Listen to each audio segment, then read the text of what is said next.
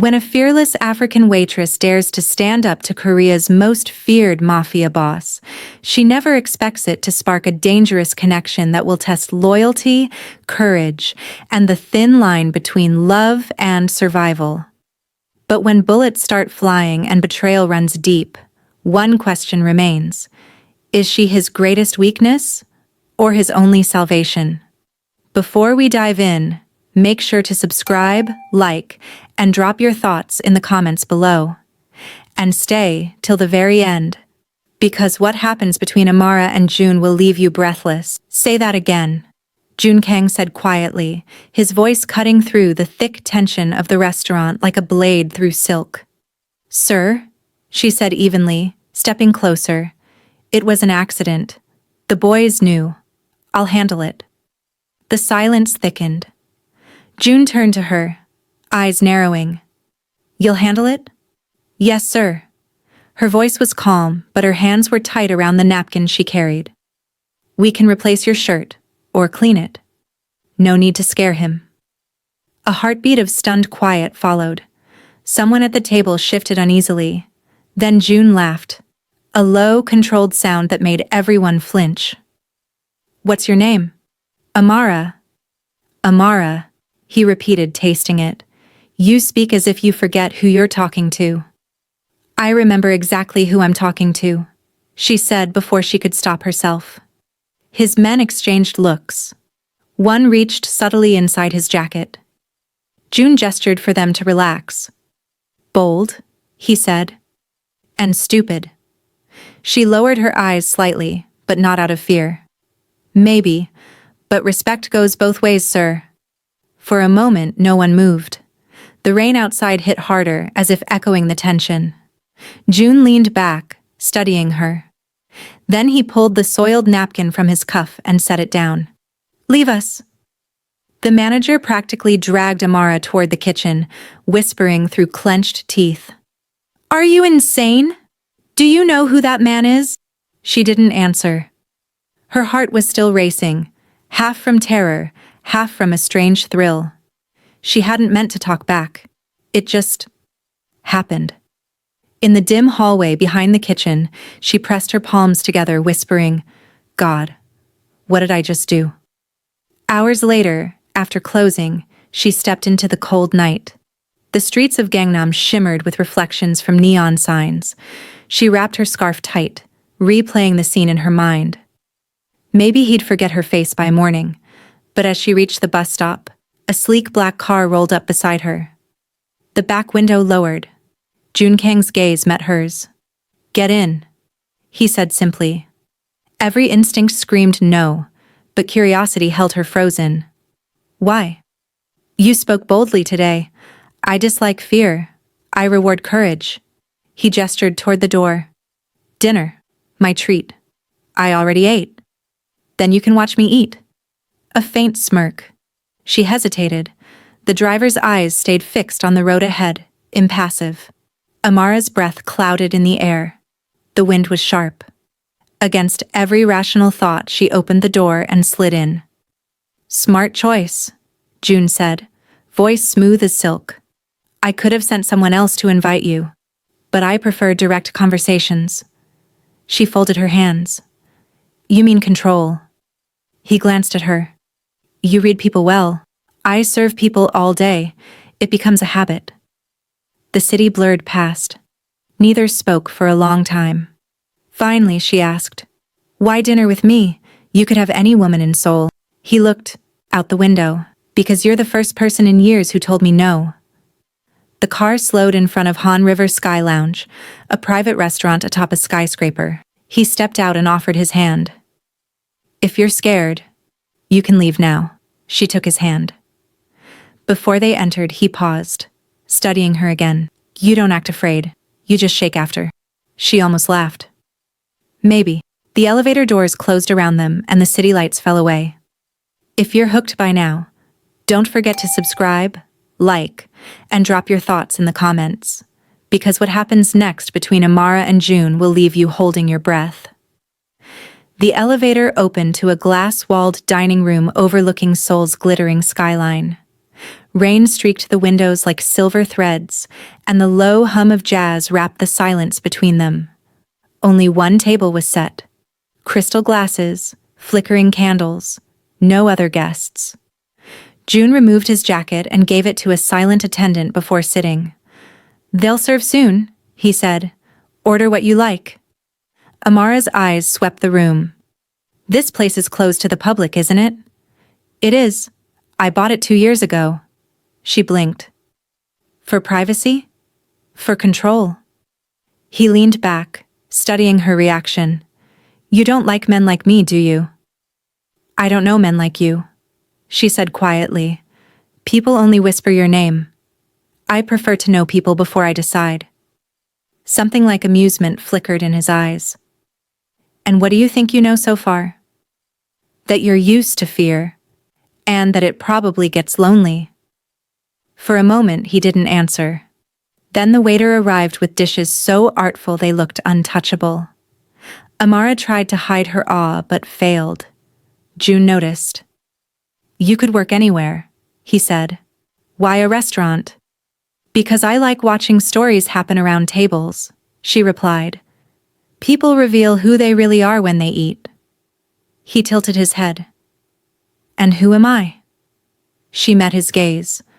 "Someone who doesn't eat unless everyone around him pretends not to breathe."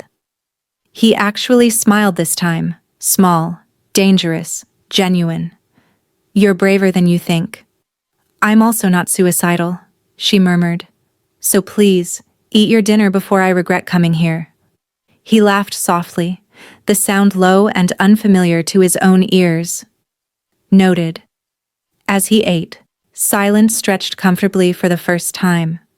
From their perch above the Han River, headlights glowed like moving constellations below. The city felt distant, almost harmless. "You know," June said suddenly, "when I was 16, someone tried to poison me at a table like this." Amara froze. "Why tell me that?" "Because you asked who I really am." His tone wasn't boasting, it was flat, matter of fact. "My world isn't built on dinner invitations, it's built on warnings." "And yet here you are, inviting me." "Curiosity," he said simply, "or testing me. Maybe both." Lightning flashed beyond the glass. For a second, the white light cut across his features, the hardness, the weariness beneath. The waiter returned with tea, then discreetly left. June's phone buzzed once. He ignored it. "You talk about respect," he said. "Where you come from. Is it earned or given?" "Both," she answered. "But when someone uses fear to demand it, it's no longer respect. It's survival."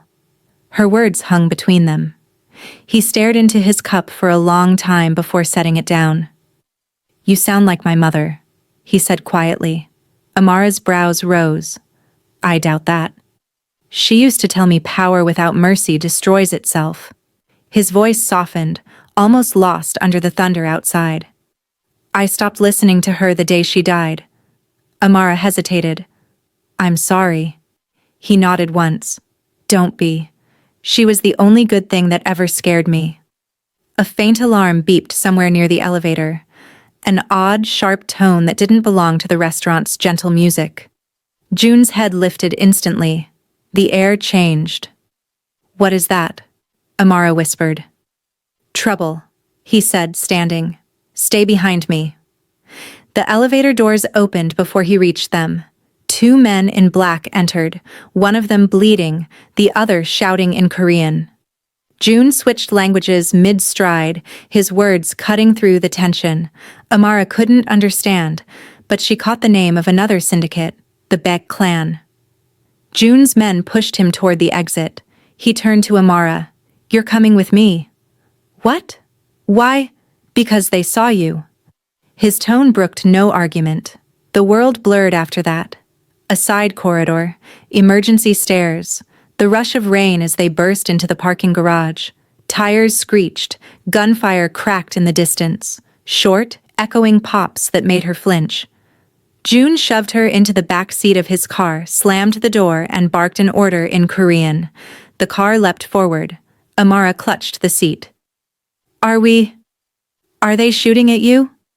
At us now, he said dryly. Relax. It's not the first time someone's tried to kill me. That's not comforting. He glanced at her, lips twitching despite the chaos. You wanted to know who I really am. Consider this the unedited version. Rain hammered the windshield as the driver took a sharp turn into a narrow alley. June checked a small pistol under his coat, swift, professional, then caught Amara's wide eyes. Don't look at it, he said. Look at me. She did. His voice steadied her more than she expected. You okay? No, she said honestly. Good. Fear keeps you alive.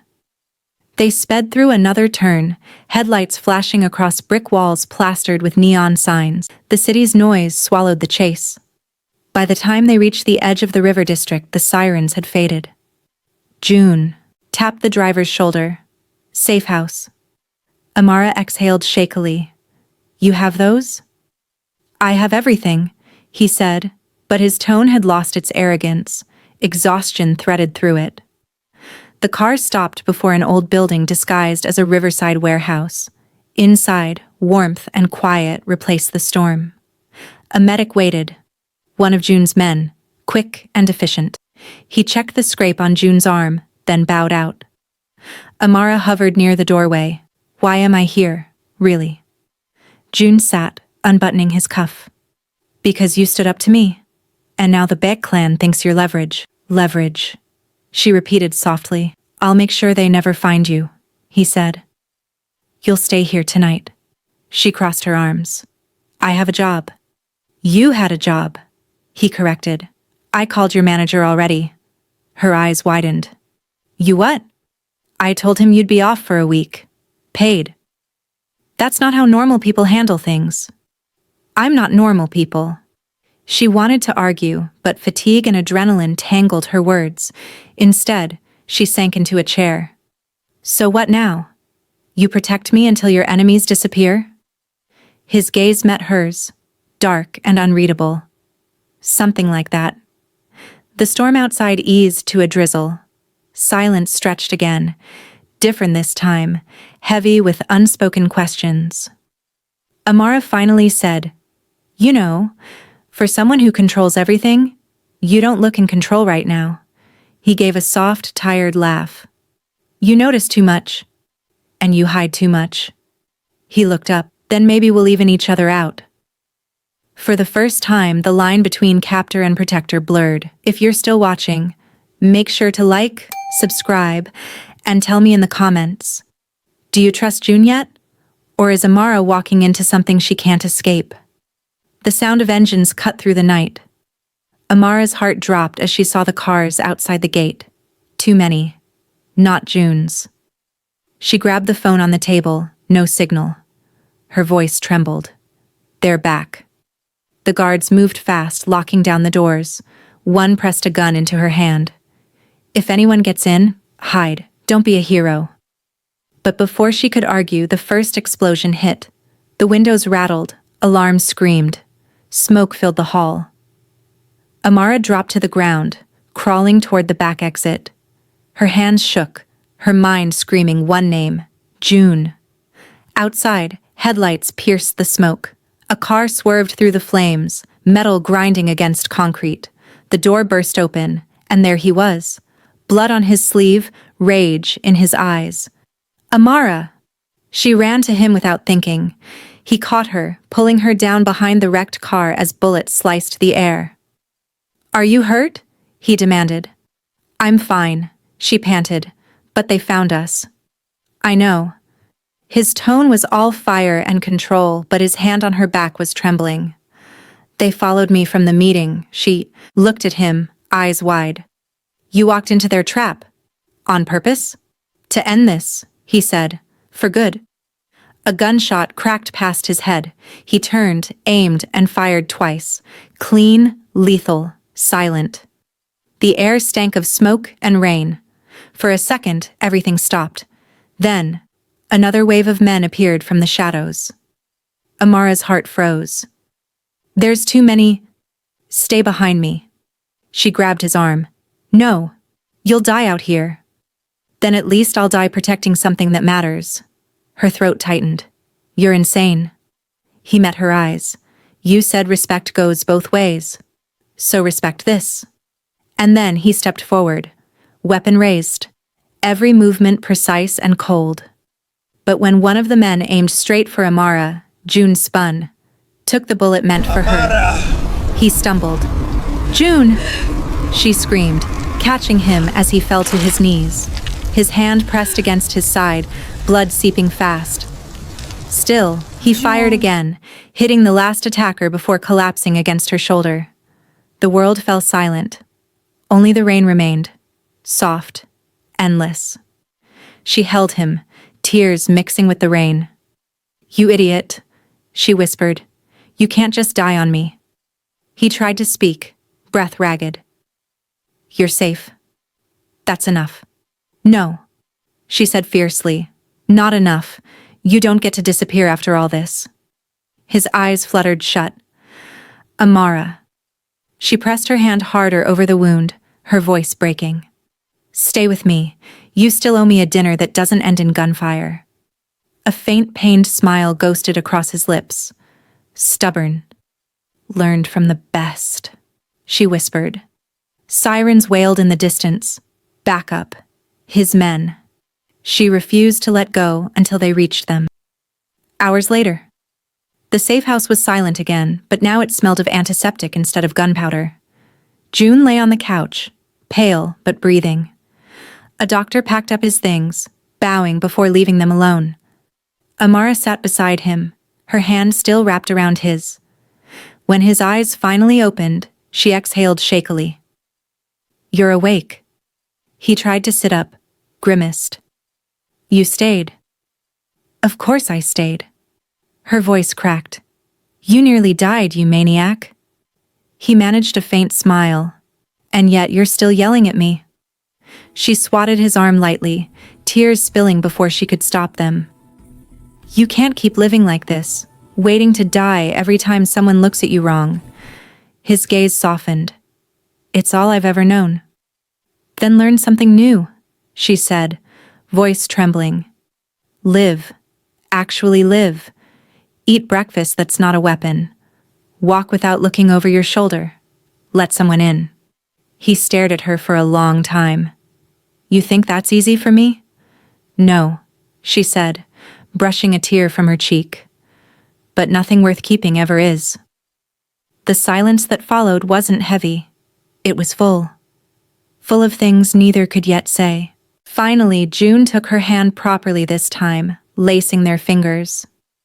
You should go, he said softly, before I drag you deeper into this world. She shook her head. I already fell, June, and I'm not leaving you here to drown alone. He stared at her, eyes glinting with something rare, fear, gratitude, maybe even hope. You're impossible, he murmured. So I've been told. Weeks passed. The Baek clan dissolved, their leaders arrested or dead. Rumors spread that June King had disappeared. But in a quiet seaside town 2 hours from Seoul, a small cafe opened. Its sign read, Riverlight. Inside, the smell of roasted beans filled the air. Amara wiped the counter, smiling at the man fixing a light bulb near the window. Careful, boss, she teased. Don't break your back pretending to be normal. June shot her a look. I told you to stop calling me that. I told you to stop acting like one, she said, grinning. He climbed down, brushing dust from his hands. You think this place will ever feel real? It already does, she said, because you built it. He looked around, the sunlight spilling through the glass, the sound of waves beyond the door, and then at her. And you stayed. She met his gaze. Told you. Respect goes both ways. For a moment, they just stood there, the tension of everything they'd survived melting into quiet understanding. Then he reached out, brushing a stray curl from her face. You changed everything, Amara. She smiled. You just finally learned what peace feels like. He chuckled softly, taking her hand. Then I'm never letting it go. Outside, the ocean glimmered. The wind carried laughter from the open window, blending with the hum of the new life they'd built. And for the first time in years, Junkang wasn't a man hunted by ghosts. He was simply a man who'd found a reason to stay alive. Beside him, Amara smiled, the kind that promised this was only the beginning. If this ending made your heart race and your eyes sting, hit subscribe, like, and comment below. Tell us, should June and Amara's quiet new life stay peaceful, or will the past come knocking again?